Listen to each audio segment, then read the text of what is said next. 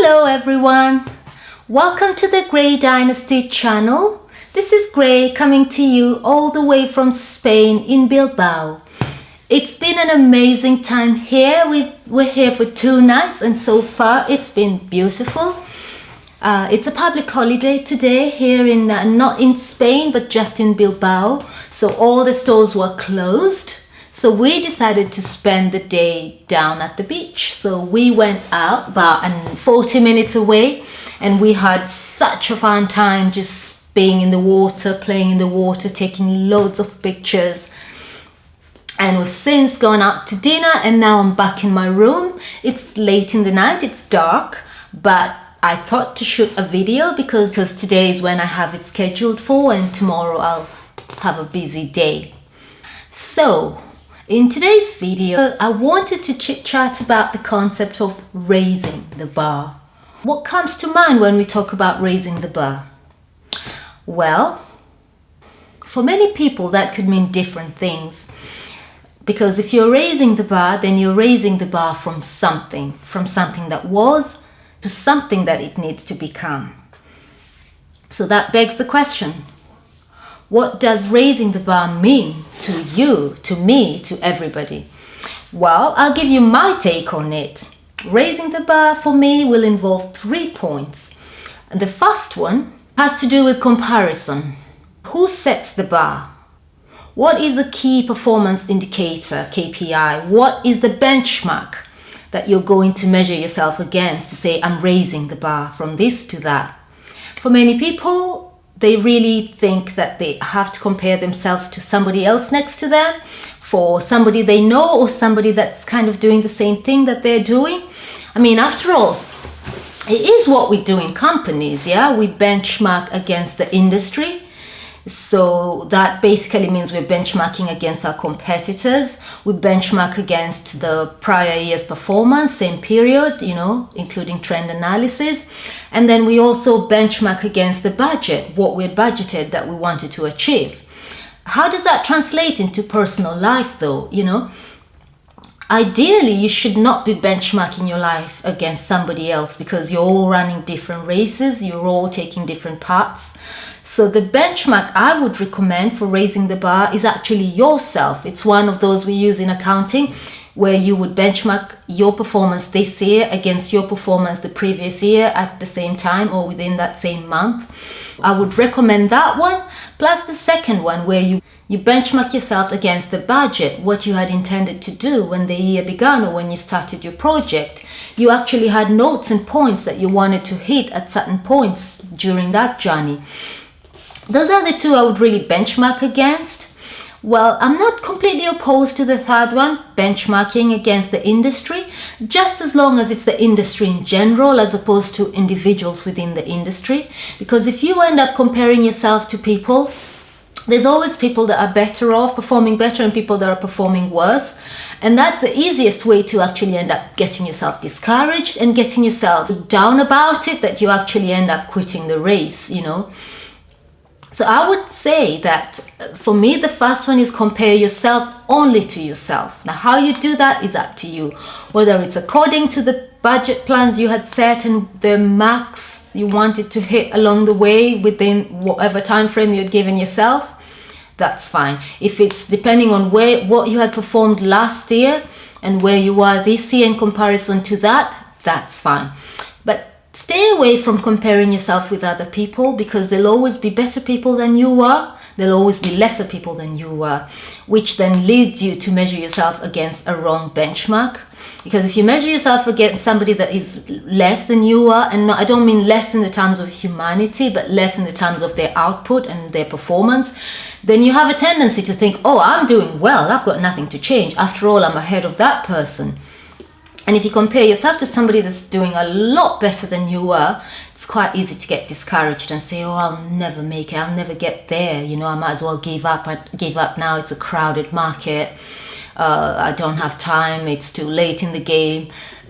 Just stay away from that. Compare yourself to just yourself. Yes, compare yourself at the industry level in terms of benchmarking to know your performance, to know where you fit, to know if you've hit critical mass, to know when you're going to actually be able to trade added value for financial independence. So that's all very important. But on a personal level, just stay away from that, because it could only serve to discourage you or to make you rest on your laurels when really you shouldn't be. Okay, second point. Once you do that and you're thinking, okay, I hit the mark, what's the next step? Or I missed the mark, and what's the next step to realign and readjust?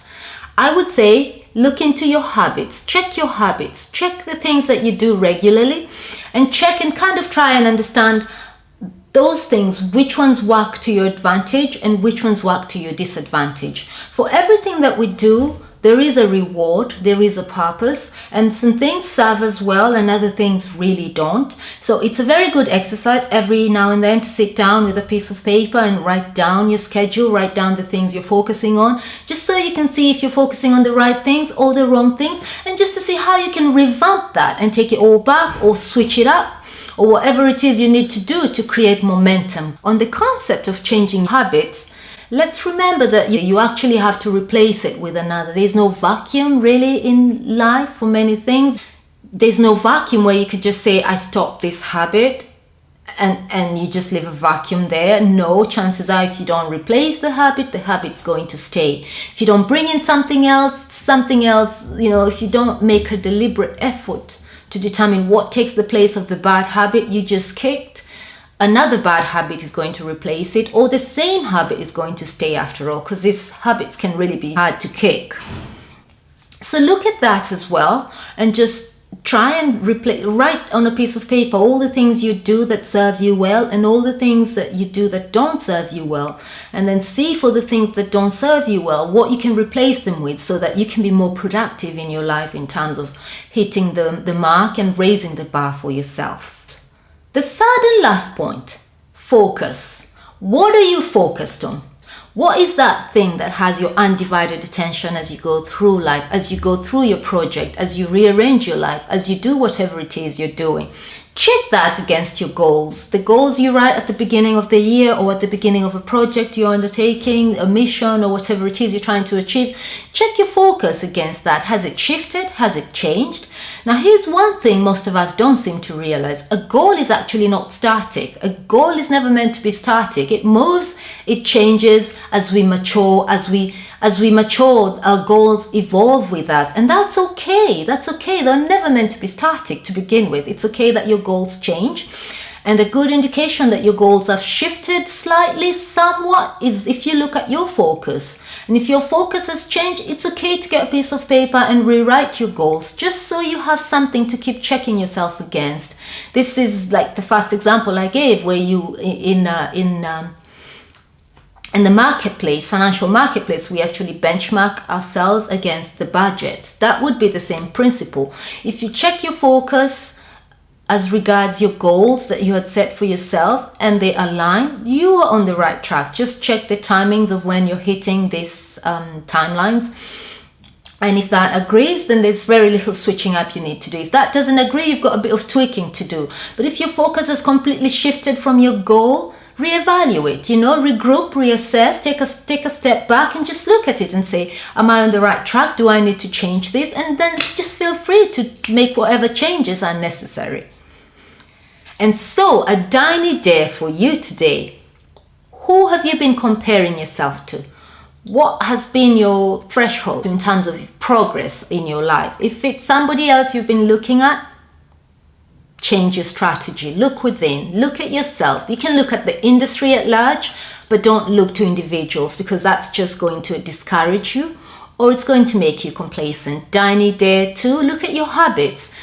Write down all those that serve you well and all those that don't, and then start the replacement process. For everything that you know does not serve you well, find a replacement for it. And tiny dare 3, check your focus, find your goals, and then see if your focus is still on those goals. And if it's not, feel free to reevaluate, strategize, and start again. Begin again. Don't feel stuck. Goals are not meant to be static. They evolve as we go along. So that's totally okay. So that's it for today, the 3 points. compare yourself only to yourself,